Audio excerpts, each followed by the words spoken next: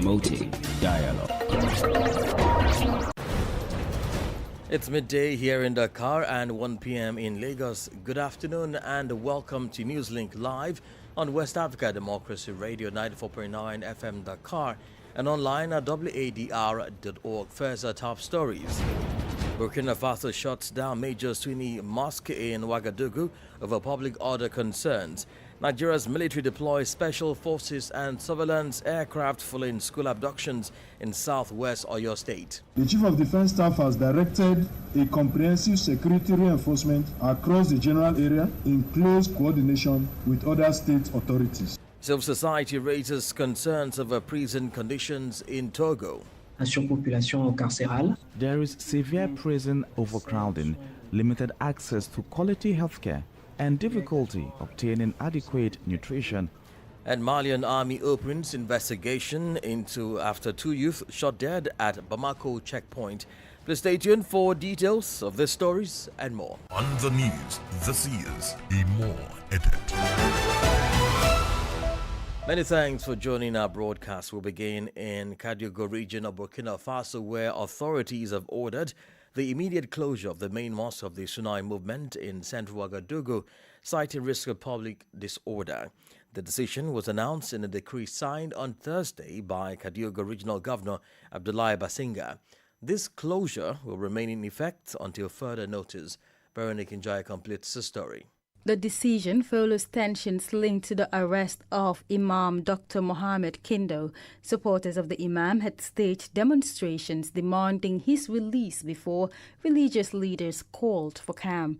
Both the Federation of Islamic Association of Burkina Faso and the Sunni movement urged worshippers and supporters to exercise restraint to avoid further unrest. Meanwhile, a day before the Tabaski celebrations, the Burkinabe government reaffirmed its commitment to secularism, national unity and peaceful coexistence among citizens regardless of religious affiliation. Authorities say security forces including the 3rd Gendarmerie Legion and the Regional Police Directorate in Kadiogo have been instructed to enforce the closure order.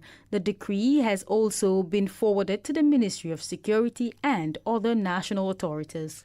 Veronique Njaya filed that report. In neighboring Mali, 2 young men have been killed by army gunfire in the capital Bamako amid heightened security tensions and reinforced military surveillance across the city. The incident comes weeks after the April 25 coordinated attacks that prompted authorities to tighten security measures at several strategic locations in the capital. Abdullah Hassan reports.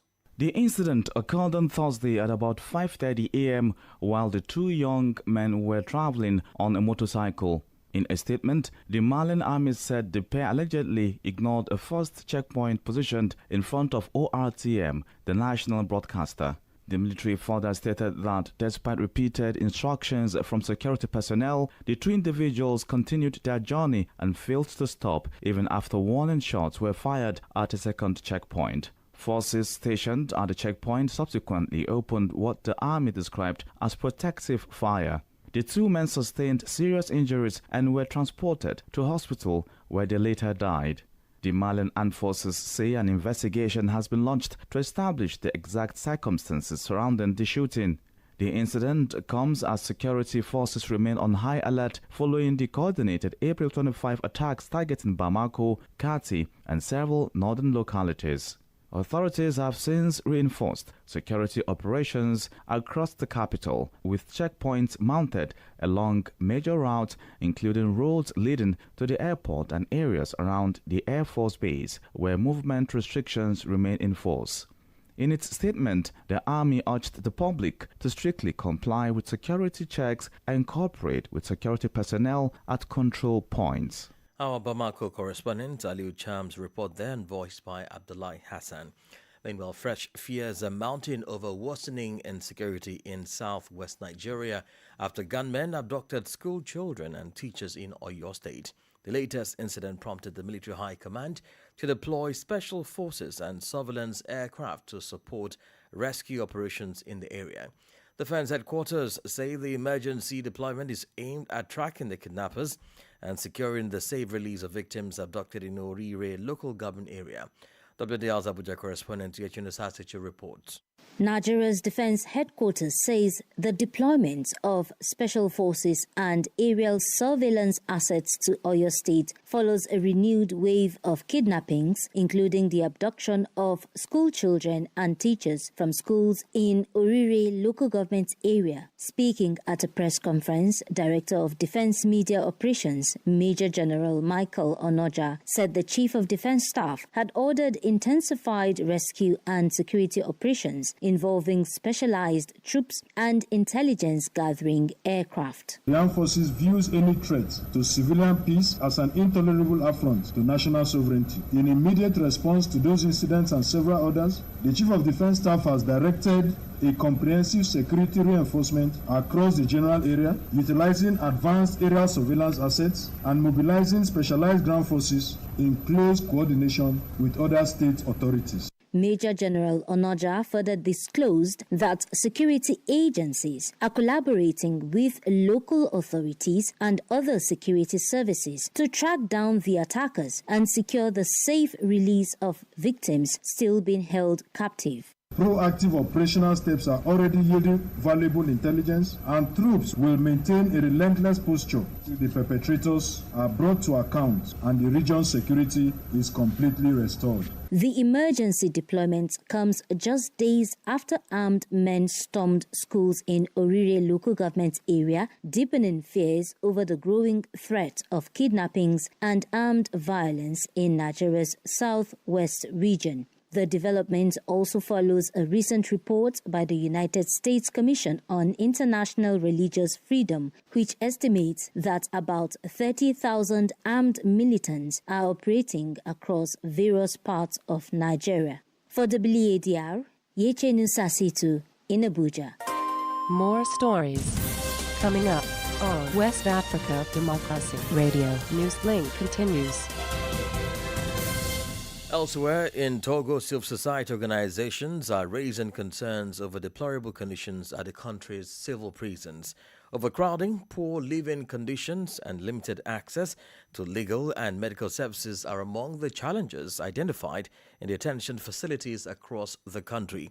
A document has been developed by the Collective of Associations Against Impunity in Togo, CACIT, to strengthen advocacy for the rights of persons deprived of liberty. Francis Boniface tells us more in this report. Detention conditions in Togo's civil prisons continue to draw concern, with overcrowding, inadequate nutrition, and the failure to separate detainees by category among the key challenges identified in most detention facilities. The observations were made by actors within the criminal justice system and civil society organizations, including the Collective of Associations Against Impunity in Togo. Guy Valère Badanaro is the head of the Human Rights Protection Department of the collective.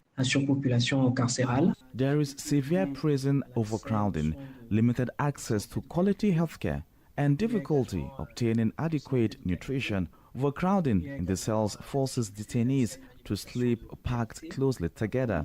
This situation is a direct consequence of congestion in Togo's civil prisons, driven by the extremely high number of detainees. The white paper will therefore propose concrete and realistic reforms to address the shortcomings identified within the prison system. The collective has therefore developed a white paper aimed at promoting respect for the rights of persons deprived of liberty. The document is expected to serve as a strategic advocacy tool to help improve the living conditions of detainees. The white paper will also serve as an advocacy tool for engaging authorities and partners in order to influence public policy and accelerate reforms aimed at safeguarding the fundamental legal rights of persons deprived of liberty in Togo's civil prisons. Togo has 13 civil prisons. However, the Kpalime prison in the Plateau region is considered the most modern facility where the separation of detainees by category is effectively implemented. Ida Bajo's report from Lomé and presented by Francis Boniface. Now let's turn to the Gambia, where a former International Criminal Court Chief Prosecutor Fatou Bensouda says she faced intimidation and threats linked to the ICC's investigation into alleged war crimes in Palestine. In an interview, the Gambian diplomat accused individuals linked to Israel and its intelligence agency Mossad of attempting to pressure her into abandoning the investigation. She said the pressure included warnings that she and members of her family could be harmed.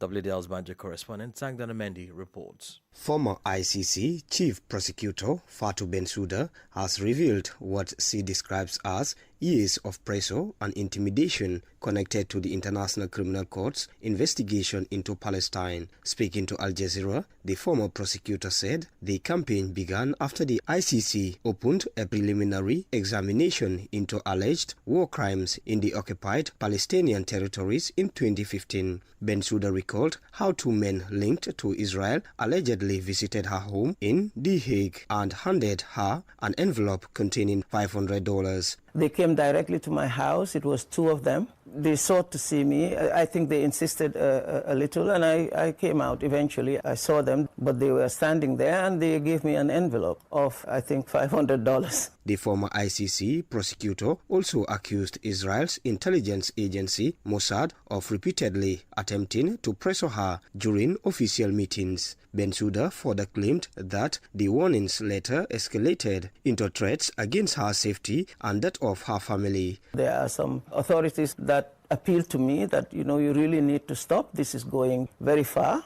and could be harmed, or you could be killed, or family members could be harmed in some way. However, Israel has previously denied allegations of intimidation and spying against the ICC, calling such claims false and unfounded. Meanwhile, the allegations have revived attention on a 2024 investigation by the Guardian newspaper, which reported that former Mossad chief Yossi Cohen allegedly sought to pressure Bensouda over the Palestine investigation. Fatou Bensouda served as ICC Chief Prosecutor from 2012 to 2021 and currently serves as the Gambia's High Commissioner to the United Kingdom. For Newslink on West Africa Democracy Radio, Sangdana Mendy reporting from Banjul.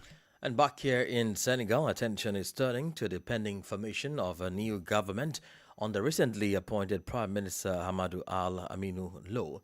Consultations continue amid growing political expectations. However, the ruling Pastor Party has set out a series of conditions it says must be met before it fully joins the incoming government team.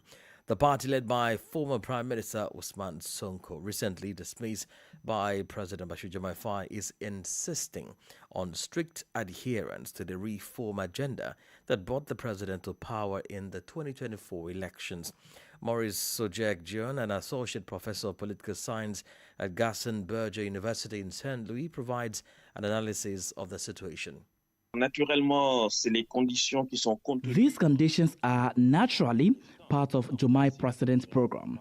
So, in principle, I do not see any major fundamental differences, except perhaps on the issue of sovereign debt.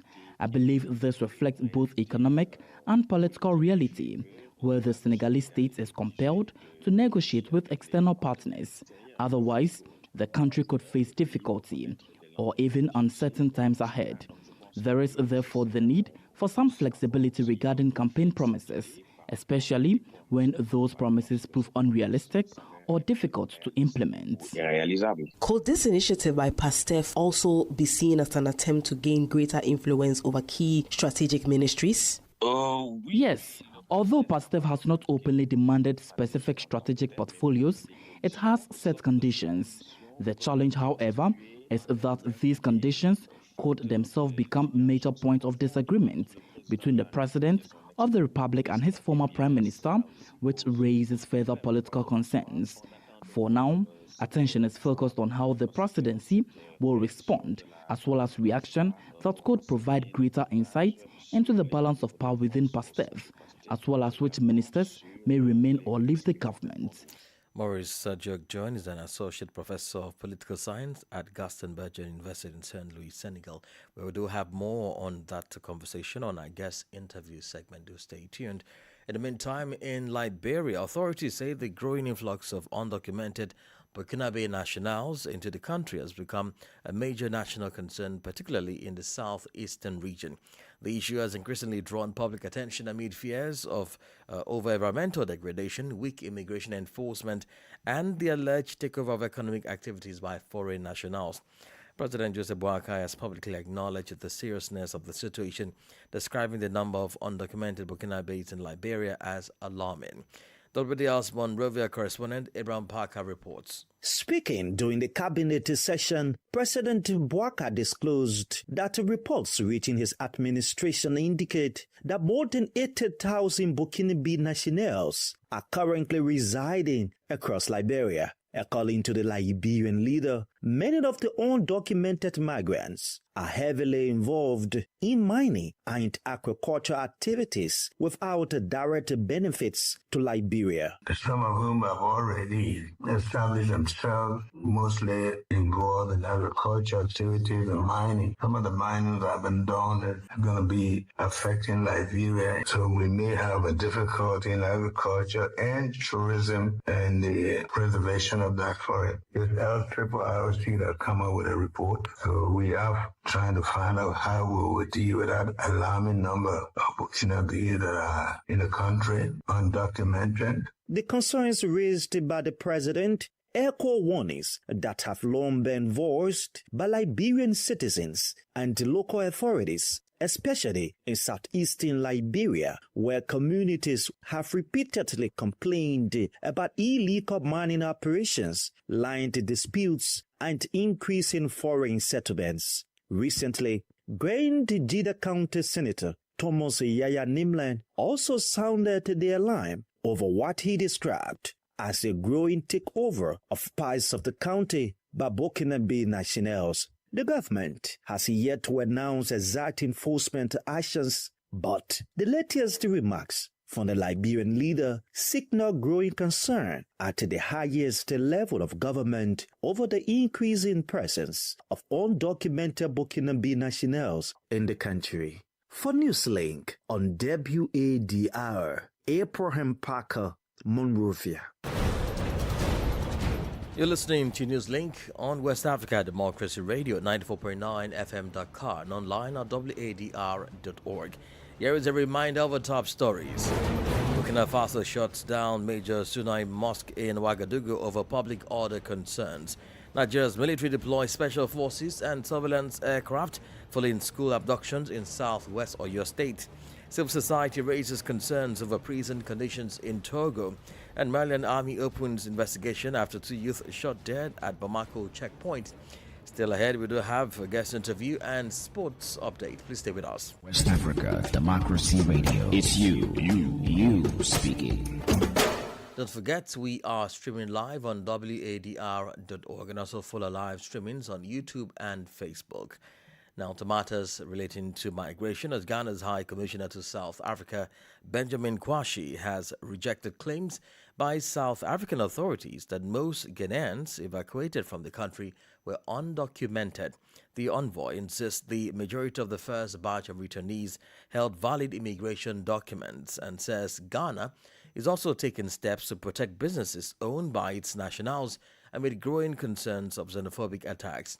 Our Accra correspondent Nadi Detete reports. Ghana's High Commissioner to South Africa, Benjamin Kwashi, is pushing back against claims by South African immigration authorities that only a handful of Ghanaians evacuated this week were legally residents in the country. His response follows remarks by South Africa's head of immigration and law enforcement, Stephen Van Niel, who said only 10 of nearly 300 Ghanaians on the evacuation list were found to have legal status. But His Excellency Kwashi disputed the claims, insisting that most of the evacuees had valid documentation. I have stated this on countless occasions, and I have called media houses here in South Africa to show them proof that that was not true. It's a big lie. 80% of those who came, the 300 that we presented, 80% were documented. They were legal immigrants in this country. Out of the 20% that was left, these were people, some of them had immigration-related charges that put them in prisons and all of that. And we have have the records. We've indicated to the Department of Home Affairs that if they want us to do this, let's present the records as we had it. He added that many of the returnees chose to leave voluntarily because of growing fears over their safety and rising anti-immigration sentiment in South Africa. More than 800 Ghanaians have so far registered for evacuation. The High Commissioner also revealed that Ghana has begun documenting and registering Ghanaian-owned businesses in South Africa as part of efforts to protect investments and livelihoods. We've instituted measures to ensure that everybody that has business in this country will protect that business and ensure that if the government of South Africa wants to take that business, there should be compensation to the owners of those businesses. There should be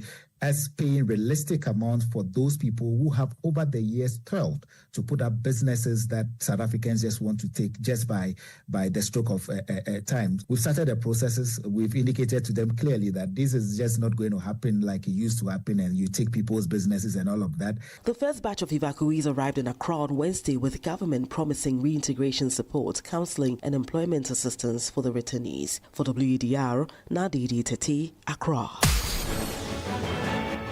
Politics, analysis on major news, social matters, and all. This is A Guest. Our guest interview focuses on Senegal as the formation of Amadou Al-Aminoulo's new government is still in progress. Consultations have already begun, but the majority party, PASTEF, has set its conditions before joining the new government. The party led by Ousmane Sonko, recently dismissed from the prime ministership, is demanding, among other things, adherence to the program that brought President Bassirou Diomaye Faye to power. These conditions include clarifying the management of sovereign debts, continuing the renegotiation of strategic contracts, fighting corruption, and controlling opaque funds. Will the Senegalese presidency accept these conditions? Maurice Sojek-John, an associate professor of political science at Gaston-Berger University in St. Louis, provides analysis to this question. We are waiting to see, of course, as these are the conditions outlined in the Diomaye President program. So in principle, I don't see a fundamental difference between what's contained in the Diomaye Faye's program and the conditions being set, except perhaps with regard to the debt. And I think it's an economic and political reality that forces the Senegalese state to negotiate with external partners, because otherwise the country could face difficult, even uncertain times ahead. So I think it's necessary to have some flexibility regarding campaign promises when those promises turn out to be unrealistic and/or unrealistic.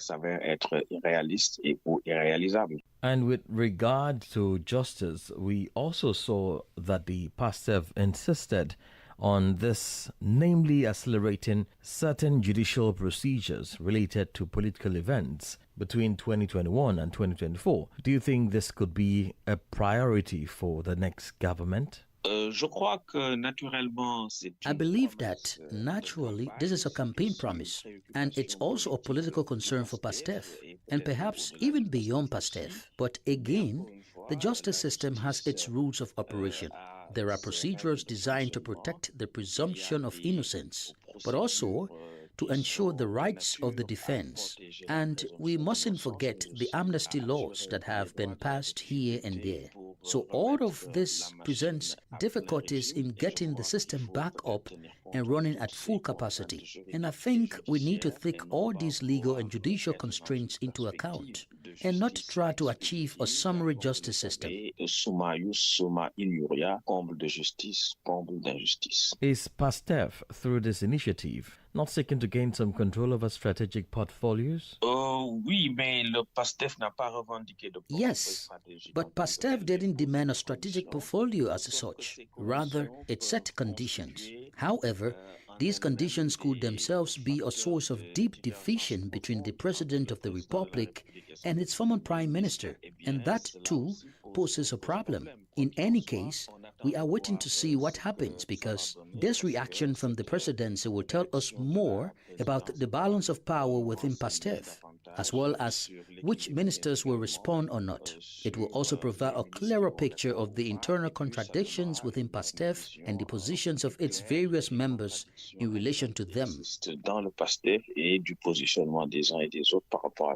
And if PASTEF were to agree to join this government, what role could it play in the governance of the country, given that there is some divergence between its leader Ousmane Sonko and President Bashir Diomaye Faye? I believe the parliamentary majority complements the presidential majority, and it will be dangerous for the PASTEF not to understand this. Otherwise, if the majority is used to paralyze the country, it creates a very negative image in the eyes of the public.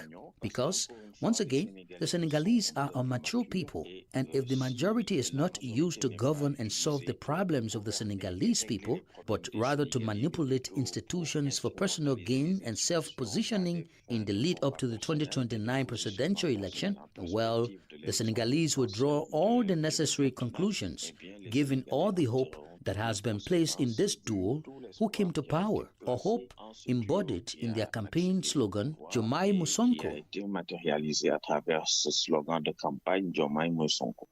Maurice Sojek-Jern, an associate professor of political science at Gassenberg University in St. Louis.